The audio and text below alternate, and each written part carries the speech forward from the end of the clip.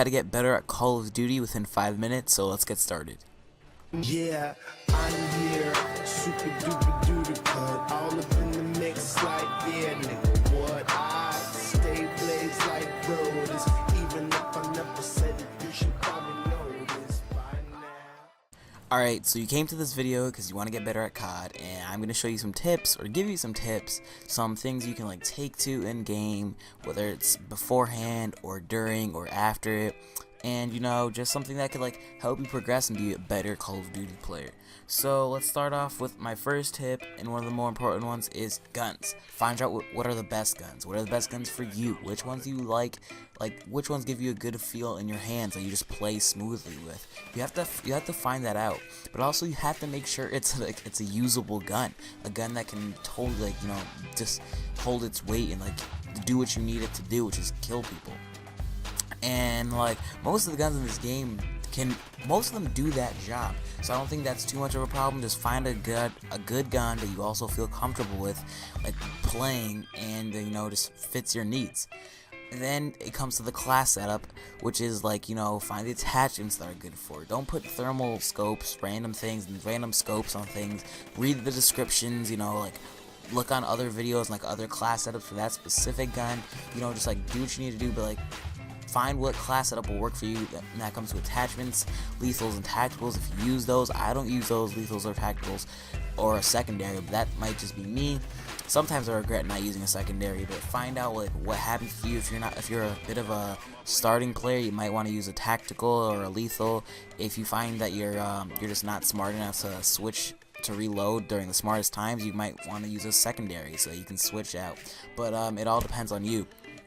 And then perks are so important in this game just because there's 35, so there's unlimited amount of possibilities. I know it can be confusing, but just read them. If you really want to, you can take the time to read all of them and find which are the best combinations for you, and which fit your playstyle the best. Obviously that requires you finding out what is your playstyle, but yeah, what's your playstyle and what perks will fit the best to that. That's a big thing in this game. It's bigger than in any other Call of Duty game because you have more perks than in any other Call of Duty game. So find out which perks work best for your playstyle, whether it's stealth, being fast, being slowing down, And then there's some universal perks like scavenger that everybody might want to use. I don't know. Or dead silence.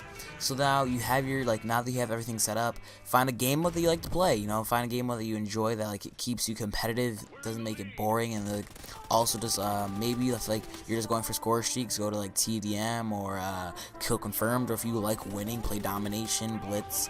I like playing a mix of that with however I'm feeling that day. But find a good game mode that you might want to focus on, and that could be good for you. And then one of the biggest parts, and maybe the biggest tip I can give you, is try and learn the spawns and just getting a feel for maps and getting where the hot spots are and which map and which spawn happens when what players on what part of the map. I know it sounds confusing, but if you play enough, you definitely get a feel for the spawns. One general rule I can give you: if you have your team is running, right? You're playing with a bunch you're not playing with a full team, you're playing with randoms, and your team is running to the top right corner. Pretty much the spawn is probably that opposite corner, the top left corner, or maybe the bottom left corner. That's where you would want to go. That's also called flanking. You can just flank them, choose the route that's not really run a lot, but that'll definitely help. Don't just follow your teammates, because most likely they're probably stupid and they probably just go to where where the most traffic is, which would be somewhere in the middle of the maps, or just really big hotspots. That's not always the smartest way to go, and lots of times flanking is the best way to go, or just learning spawns so that you can get a surprise and get an edge on your enemies. That'll is what finds you more success. And then also something that you can actually just buy is a headset.